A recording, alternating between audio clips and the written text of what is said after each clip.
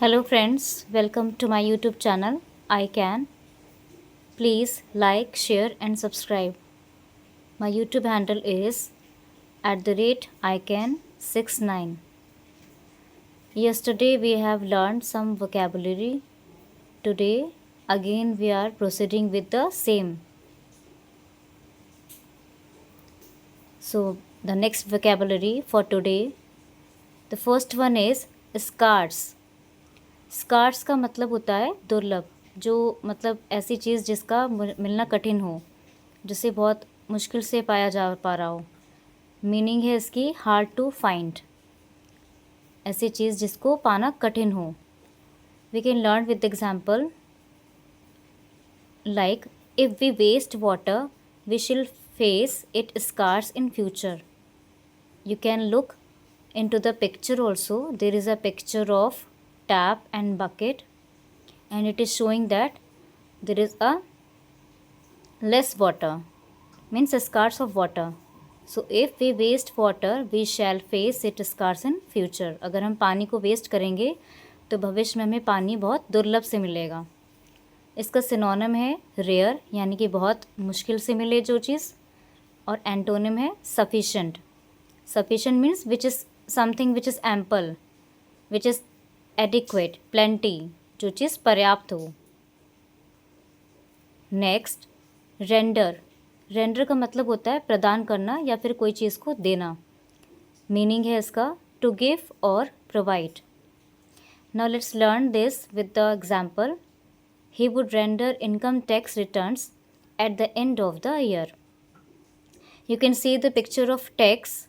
I have pasted the picture so that you can connect with the example and to the word.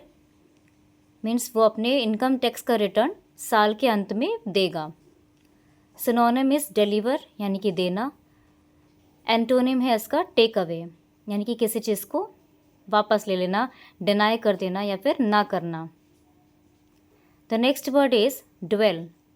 Dwell you can say that something which is to live और stay in a place, यानी कि कोई जगह जहाँ पर आप रह रहे हो या फिर कोई निवास स्थान हो आपका. Like you can see the picture. Here is a picture of a cottage. The cottage is near the hill side. So now let's learn with the example. He dwelt in a ruined cottage on the hill side. अगर आप dwell का use किसी sentence में करेंगे तो ऐसे करेंगे, he dwelt in a ruined cottage on the hill side, यानी कि उसने पहाड़ के पास एक ख़राब से घर में, ख़राब से कॉटेज में वो रहता था. ख़राब मतलब जो अच्छी कंडीशन में नहीं है. ruined मतलब एक वेस्ट कॉटेज जो पहाड़ी के पास है, वो एक ऐसे कॉटेज में रहता था. सिनोनिम मीन्स रिसाइड या फिर living, residing. Antonym means depart. Dwell का मतलब होता है किसी जगह पर स्टे करना, रहना, और एंटोनिम का मतलब है डिपार्ट.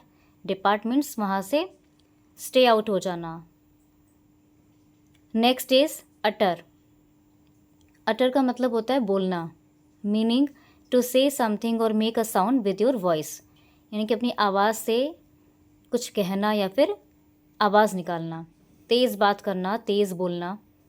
इसका एक और मतलब भी होता है दैट इज़ कम्प्लीटली. अटर का एक और मीनिंग होता है दैट इज़ कम्प्लीटली, यानी कि कोई चीज़ पूरी तरह से, पूर्ण रूप से. Example, children are making utter noise in the class. You can see with the help of picture. There is a picture in which some students are raising hands, throwing books over each other, and the picture is of classroom. So here you can use this word utter in a sentence like this way. The synonym of utter is speak. Speak means बोलना, and antonym is mute, means चुप रहना. Now these were the words which I have brought for you for today. Thanks for watching everyone.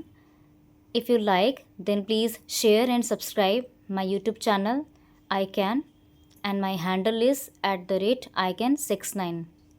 और आप लोगों से एक request है, आपको जो भी इम्प्रूवमेंट लगते हों वीडियोज़ में जो रिक्वायर है, कुछ कमी है या और भी कोई सजेशन है आपका, तो प्लीज़ कमेंट करके मुझे इन्फॉर्म कीजिए.